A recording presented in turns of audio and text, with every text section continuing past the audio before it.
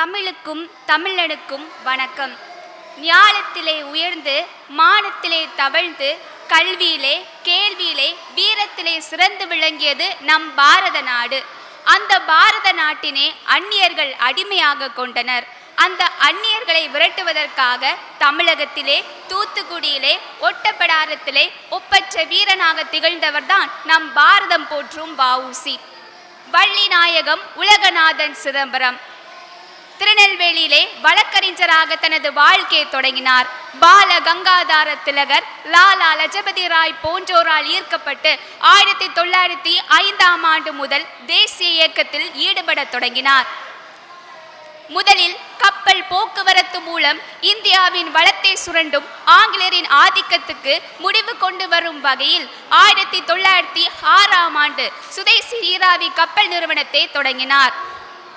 பல இடையூறுகளுக்கு மத்தியில் காலியா லாவோ என்னும் இரு கப்பல்களை விலைக்கு வாங்கி அவற்றை தூத்துக்குடிக்கும் கொழும்புக்கும் இடையே ஓட்டினார்.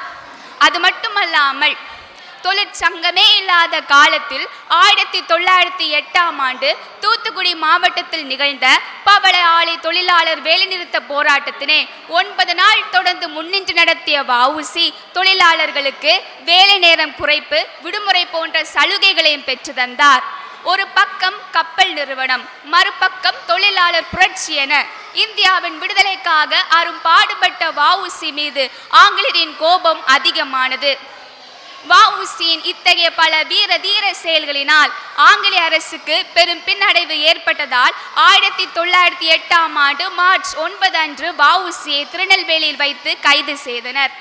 இதை கேள்விப்பட்ட தமிழக மக்கள் ஆங்கிலேய அரசுக்கு எதிராக பெரும் போராட்டத்தில் ஈடுபட்டனர். இதுவே திருநெல்வேலி எழுச்சி என்று சரித்திரத்தில் குறிக்கப்பட்டது.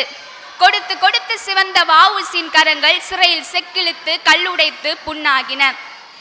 மேலோர்கள் வெண் சிறையில் வீழ்ந்து கிடப்பதும் நூலோர்கள் செக்கிடியில் நோவதும் காண்களையோ என்று அவர் உற்ற நண்பர் பாரதி பாடினார். இறுதியாக ஒன்றை மட்டும் கூற விரும்புகிறேன். கடல் இருக்கும் வரை இவருடைய தியாக வரலாறு இருந்து கொண்டே இருக்கும். வந்தே மாதரம்.